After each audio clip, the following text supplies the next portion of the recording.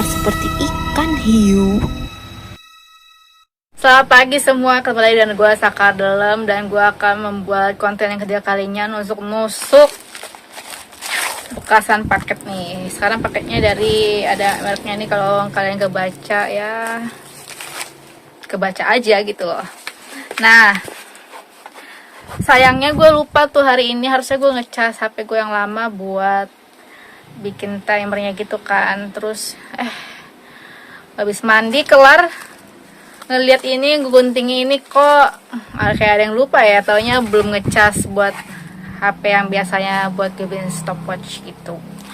Jadi kayaknya gue bakal bikin video ini, video curhat gak jelas ini, sambil nusuk ini, sambil nggak di-cut sama sekali, karena kemarin tuh kan di-cut, karena kalian bisa lihat real time-nya gue nusuk ini tuh selama ada device-nya gitu kan ya kan. Kalau sekarang enggak ya, berarti ini tuh di video gue sekarang udah ada 1 menitan 5 detik nih, 7 detik, 8 detik, 9 detik, 10 detik. Nah yaudah deh, gue mulai aja ya.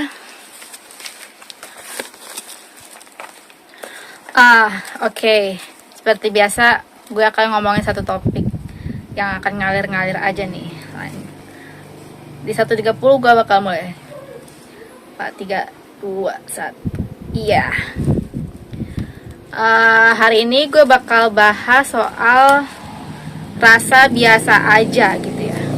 Apa sih rasa biasa aja? Rasa biasa aja itu kayak misalkan nih, gue kan tuh datang dari keluarga yang orangnya banyak banget ya. Maksudnya untuk orang Indonesia, lu kalau misalkan datang ke kondangan, datang ke acara ini itu, kayak terlalu banyak acara yang lu datengin gitu dari kecil. Dan gak semua acara itu adalah orang-orang yang datang dari kalangan yang secara hati itu tulus atau baik gitu ya. Gue gak bilang jahat ya, gue bukan bilang kriminalitas gitu loh.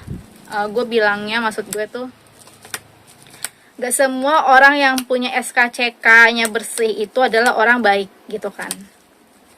Jadi gue udah ngeliat sendiri terlalu banyak hajatan dalam bentuk apapun yang udah gue datangi waktu selagi gue kecil sampai sekarang. Dan itu membuat gue tuh mati rasa. Mati rasanya itu kenapa? Karena yang gue bilang tadi, dari di awal itu gak berjalan baik ternyata sampai terakhir.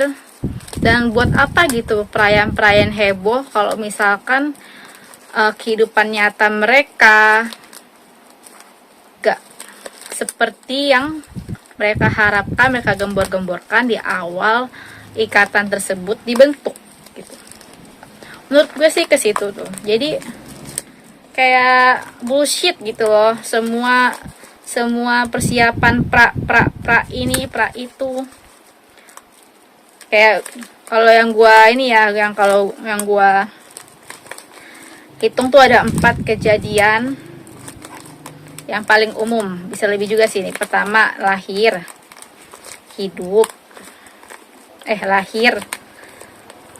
pernikahan, kematian, terus apa lagi ya?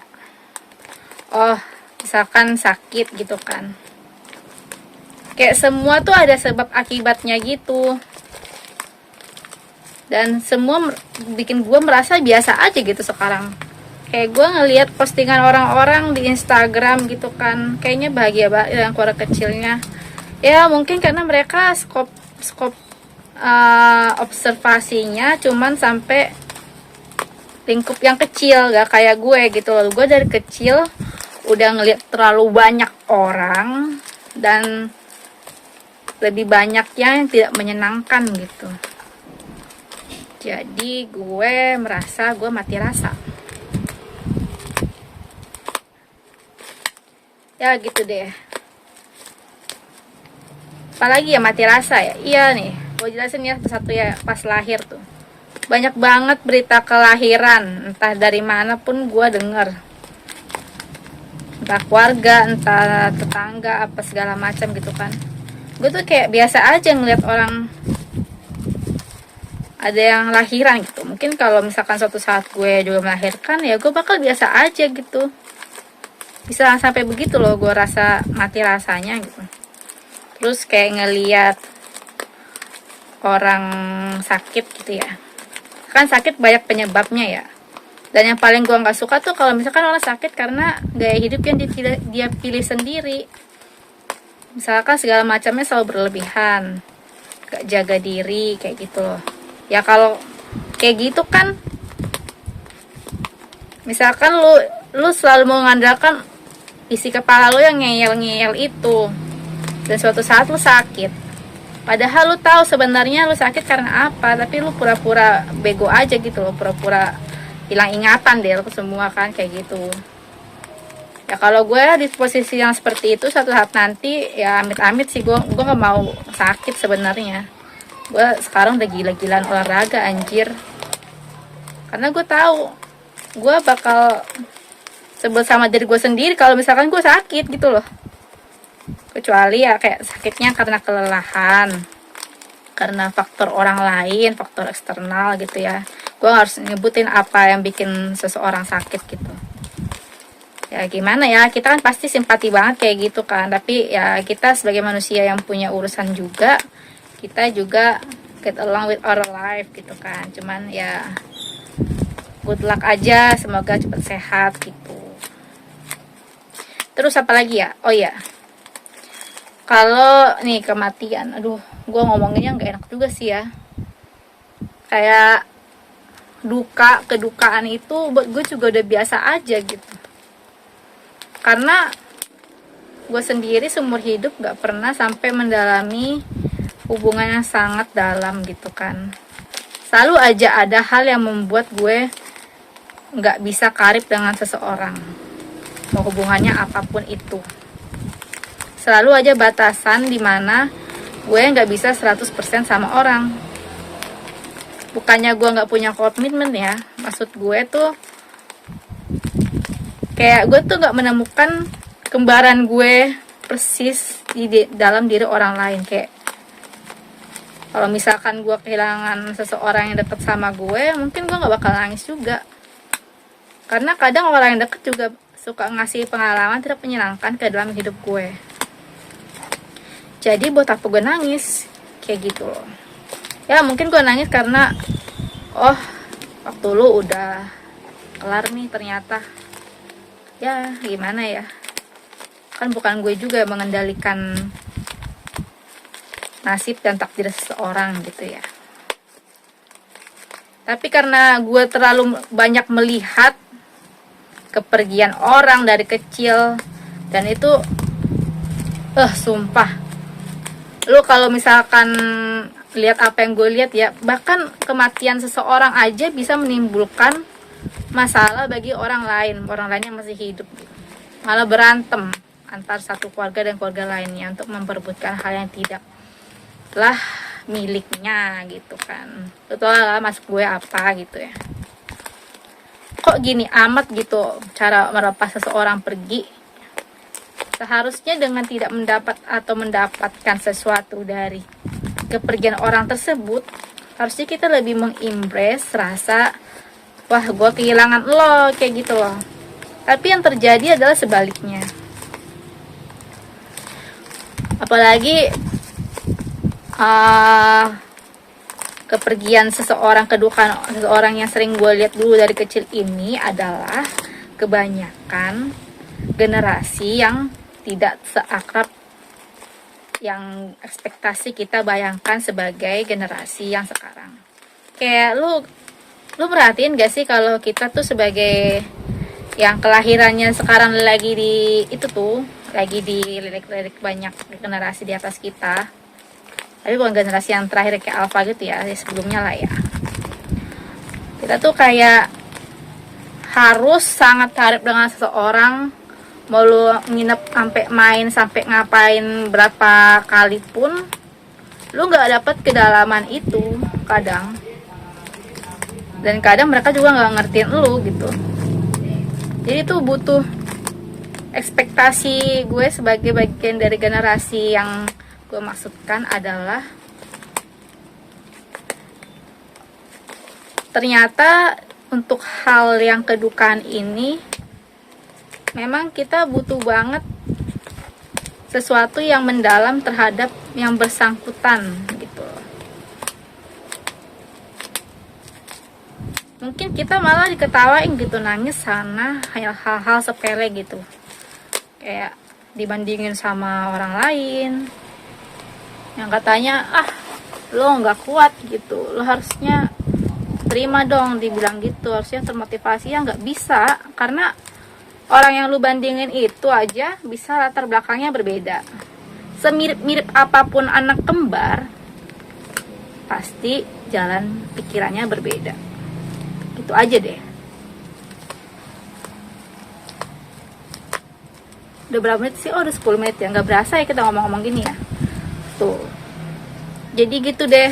Karena gue terlalu sering lihat banyak kasus yang dari 3 tuh lahir sakit, kedukaan dalam kematian, dan itu bukan dari orang-orang yang menurut gue punya kedalaman hubungan. Gue jadi nggak merasa apa-apa gitu ya. Ya udah, kayak suatu hal yang casual aja yang terjadi di muka bumi ini. Dan yang hal terakhir nih, hal yang keempat ya, paling krusial nih. Gue kalau ngomong ini bisa dirujak apa disomasi tuh judulnya tuh sekarang tuh. Yang keempat adalah pernikahan. Ya, gue udah lihat sendiri dari gue kecil beberapa pernikahan yang tidak karib, tidak happy in everything gitu ya. Heboh apapun lu waktu bocil lu joget-joget di depan pernikahan orang lain, yang paling nyesek adalah ketika lu tahu mereka bakal cerai gitu. Tuh mereka masih diganggu sama orang tua mertua masing-masing kayak gitu kan. Jadinya sah. Kayak buat apa gitu loh segala persiapan pranikah gitu kan. Gue tau lah pasti di setiap kepercayaan, di setiap kebudayaan suku di masyarakat kita ada aja persiapan-persiapan pranikah yang tertulis dan gak tertulis, yang terayakan dan tak terayakan gitu kan. Buat apa semua itu kalau misalkan ternyata lo belum belum cukup dewasa untuk mengarungi bahtera rumah tangga. Anjir. Apa lu cuman sekedar nikah buat bisa seks secara formal, meskipun terkadang ada juga kasus pemerkosaan dalam hubungan rumah tangga, ya kan? Biar lu nih deh, yang paling aneh tuh ya dari banyaknya pernikahan yang gue lihat, yang gue datangi, meskipun itu bukan undangan ke gue, undangan ke orang tua gue, karena gue datang kayak dari gue bilang tadi, gue datang dari keluarga yang bentar-bentar ada nikahan tuh, jumlah orangnya banyak banget. Jadi lu gak bakal sempet deh punya saudara yang kayak sahabat tuh, gak ada, tuh bohong. Saking banyaknya harus lu datengin gitu kan. Apa ya tadi gue bilangnya? Tak, gue lupa. Gue mutus ini dulu nih.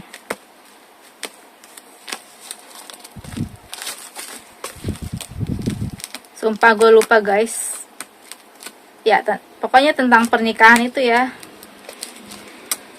Ya buat apa gitu loh. Cuman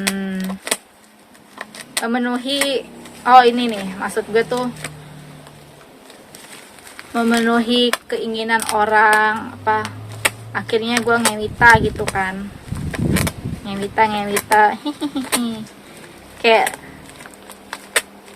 gue sebenarnya agak mendukung sama hal-hal yang agak tabu ya, di tabu dalam hal wajar. Karena kenapa? Karena ketika orang mencari sesuatu itu di dalam pernikahan dan ternyata mereka menjadi seorang pengelana setelah menikah, kayaknya tuh harus dikasihani banget gitu, karena mau lu sepatuh apapun sama budaya dan kepercayaan yang lu anut, godaan cewek itu bakal datang di saat lu, oh gue udah ini nih, gue udah ngels gitu kan sama pasangan gue yang gue nikahin gitu, tapi ternyata gue nggak dapat sesuatu dalam diri dia gitu kan. Mulai dah lu tuh banyak tuh yang pasangan alter tuh, pasangan alter loh ya, kalau bukan akun alter lagi nih, bukan persona, pasangan alter. Dan itu partnernya gonta-ganti boy. Kayak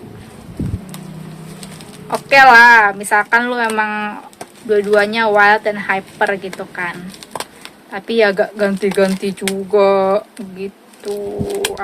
Misal lu gak bisa stick to one person aja, stick to your partner. Ngomonginnya juga agak ini ya, karena kan kalau misalkan video ini dilihat sama orang yang konservatif, pasti gue bakal dirujak deh.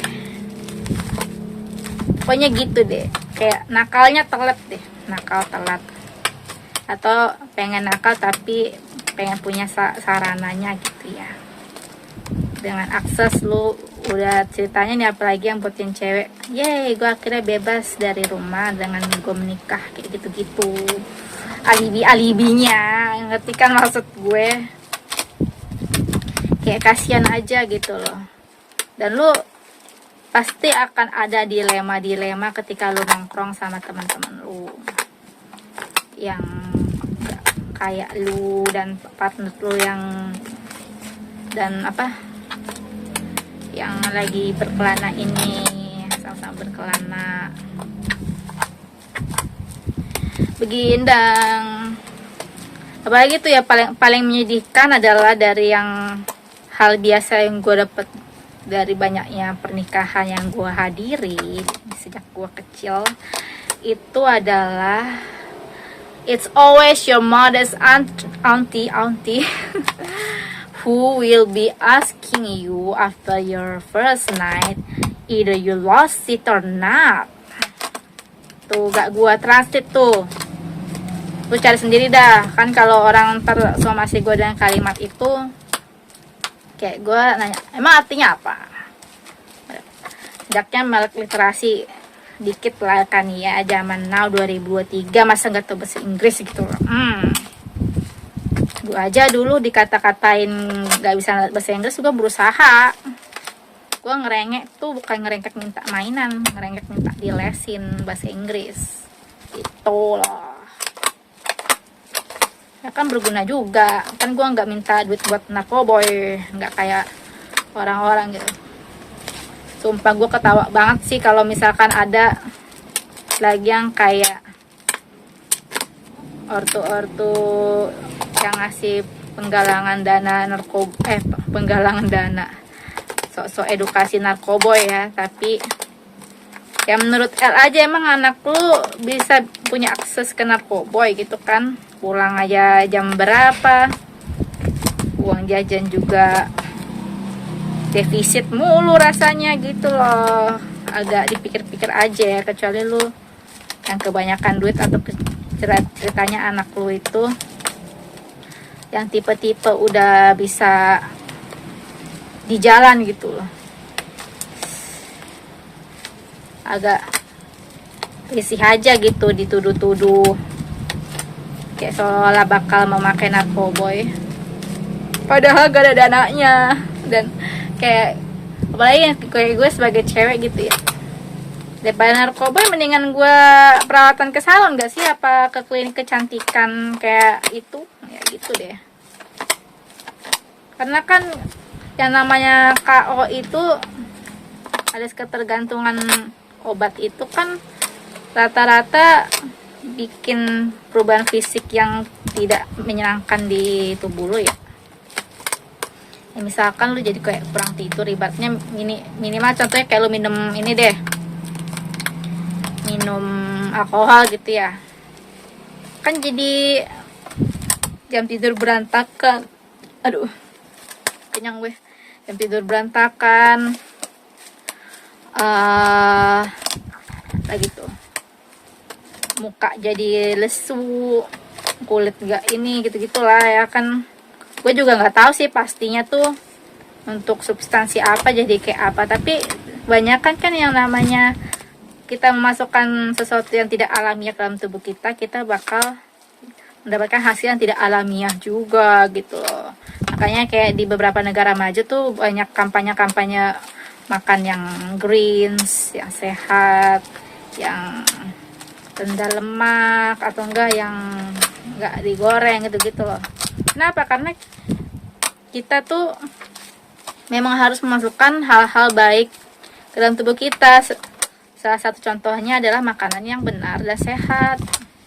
Selain kalimat-kalimat yang jelek kita filter tuh, kita kayak ada namanya afirmasi kan, memasukkan kalimat-kalimat positif, keinginan-keinginan yang baik untuk masa depan kita, kayak gitu, impian, tujuan hidup yang berarti, kayak gitu deh. Kita harus memasukkan yang positif ke dalam tubuh kita secara zat ataupun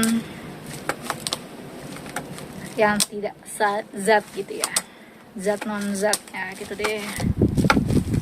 Tuh kan gue ngomongnya jadi jauh kan, kemana-mana tuh. Yang soal yang tadi gue ngomong dalam bahasa Inggris tadi tuh, iya pokoknya baru-baru ini aja gue, bukan auntie yang maksudnya ini ya kalau kita secara umur bilangnya auntie deh,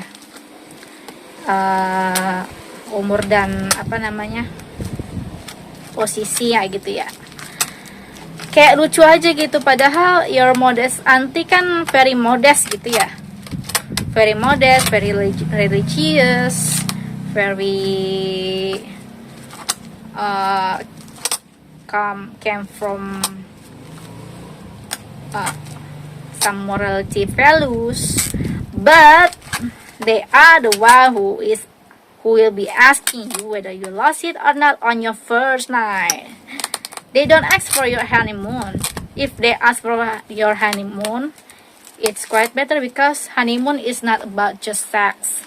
It's about experience, about spending time with your newlywed partner, like that. If they are asking specifically for your first night, that just gak bisa berkata-kata lagi, gak bisa berword-word.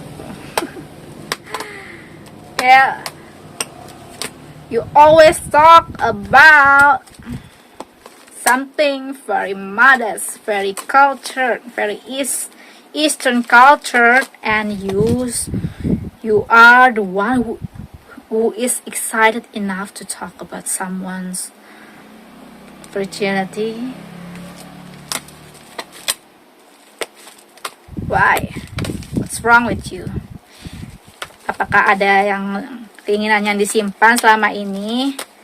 Jadi ibaratnya tuh ya, kalau misalkan lu nongkrong sama cowok nih, temen lu cowok semua nih, ya kan kayak udah dari bertahun-tahun tuh bebas ngomongin ini itu yang berbau sekian plus kan, rata-rata itu sih yang kalau gue dapet ya. Kadang mereka juga ngomong sama gue kayak gitu ya, kayak gue nggak dianggap cewek aja gitu,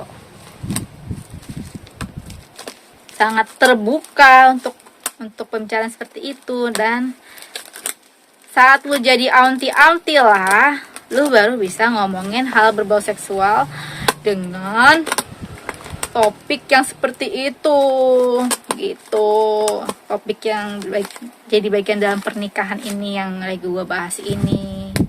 Kayak gitu kan, kayak kocak banget ya lah, kayak gue bener-bener shock tau kalau misalkan gue denger hal kayak gitu lagi, that came from a woman in her middle middle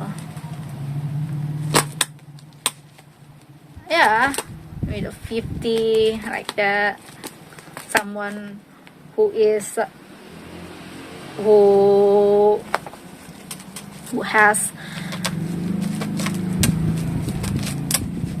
children my age, my generation, to ask certain questions like that. Gitu. Takut banget gue ngomong kayak gini ya. Karena yang gue temuin ya, kalau cewek ngomongin hal-hal pembahasan yang berbau seksual gitu, lingkungan kita tuh bener kayak kita nanya something educational, bukan the way how you ya. Kenapa kalau misalkan you are interested enough in that matter, why don't you always talk about that? Or ya beberapa kali lu bisa lah ngomong-ngomong kayak gitu. Karena kan kalau kita ngomongnya secara edukasi ya itu nggak jatuhnya hal yang mungkin buat lu memalukan gitu kan ya. Tapi karena lu nanyanya pas orang baru-baru nikah, udah ini belum kemarin tuh. H+1 nikah tanya udah belum. Kopok. Anjir. Itu menurut gue malah hal yang memalukan. Ya enggak sih? Itu lebih memalukan daripada lu ngomongin kesehatan reproduksi misalkan kayak gitu ya. Malu banget anjir. Dan itu juga bukan takaran kejantanan dan kewanitaan si pasangannya newlywed itu. Itulah. Kayak gimana ya? Mungkin juga karena udah banyak yang plus ya, segala macam mata tuh, jadi udah agak malas gitu membaca atau scroll. Mungkin kalau misalkan punya TikTok ya, kalau ada nggak sengaja tuh konten yang educational langsung di skip kayaknya lebih ke konten judgmental gitu kan, judgmental secara faith, secara morality, pokoknya itu deh yang diputer-puter tuh di ruang tamu kayak gitu kan. Gak berasa nih udah mau habis nih, gue nusuk ini nih. Pokoknya gitu say. Bingung gue sama kebudayaan kita gitu, kocak aja. Yang dibilang privasi nggak jadi privasi, yang nggak privasi jadi privasi gitu. Kayak misalkan kasus KDRT gitu kan, masa itu jadi privasi orang gitu, nggak ada yang nolongin kayak gitu. Giliran yang bukan urusannya diurus gitu deh. Lebih baik buat gue tuh ya sekalian tuh nggak peduli sama sekali aja gitu, mati rasa kayak gue. Ya mungkin mati rasa secara ekspresinya juga adalah rasa tidak peduli, yang sebetulnya gue peduli tapi gue nggak mau campur aja gitu. Karena we carry our own weight on our shoulders gitu. Jadi bukannya gue nggak peduli sama lo, gue juga udah pusing mikirin gue sendiri gitu loh. Sebagai bagian dari generasi yang segala hal sesuatunya itu sangatlah kompleks, sangatlah draining our energy gitu kan ya, gitu ya. Jadi deh nih bolong semua. Thank you guys udah dengerin gue, udah 29 menit 27 detik 28. Gak berasa ya gue ngomong-ngomong gini doang, kayaknya enak banget gitu. Plong dibandingkan gue harus trembling inside, trembling outside to tell everyone about a matter of thing gitu kan, about certain topic. Kalau misalkan gue sambil nusuk bekasan paket begini kan, gue jatuhnya kayak kayak lu tau gak sih yang mainan Yang mana tuh beberapa tahun yang lalu yang buat gebuk-gebukin barang-barang bekas kayak TV kayak gitu loh. Cuman dalam kasus gue ini adalah gue nggak perlu bayar buat masuk ke sana. Gue memanfaatkan apa yang ada di dekat gue, resources terdekat gue, itu nusuk-nusuk gini. Jadi gue bisa menyalurkan energi buruk ke sini, dan karena ini kan akhirnya juga masuk ke dalam tempat sampah, tempat semua yang negatif dan semua tidak diperlukan akan dibuang, dibakar atau diolah kembali bagi yang bisa mengolahnya. Nah, yang bukan urusan gue lagi, gue jadi lega gitu kan. Karena kalau misalkan kita kayak curhat gitu ke orang, kadang orang juga nggak mau terima sudut pandang kita gitu. Padahal kalau kata ini ya, kata Bante siapa tuh yang di podcastnya si Om Deddy yang kemarin tuh, kayak semua hal itu memang maklum. Kalau misalkan kita tukeran nyawa nih, misalkan gue sama lu yang gak terima apa yang gue bilang sekarang, gue sudah pasti maklum karena lu bakal gak terima. Kenapa lu gak terima apa yang gue bilang? Tapi pada akhirnya lu juga akan maklum kalau misalkan lu tukeran nyawa gitu sama gue ya. Lu tukeran biji mata gitu, lu tukeran, ya pindah aja nyawa kita, jiwa kita, lu pasti bakal maklum kenapa begini, kenapa lu juga begitu tentunya gitu kan. Jadi sebelum lu bisa ngerti banyak orang lain, gue juga udah maklum gitu. Kenapa lu nggak ngerti gue? Itu deh. Ya makasih ya guys, sudah 31 menit gak berasa. Mungkin closing aja kali ya. Closing apa itu? Closing bye gitu aja kan. Pokoknya follow link yang di bawah ini aja, bantu support gue. Oke.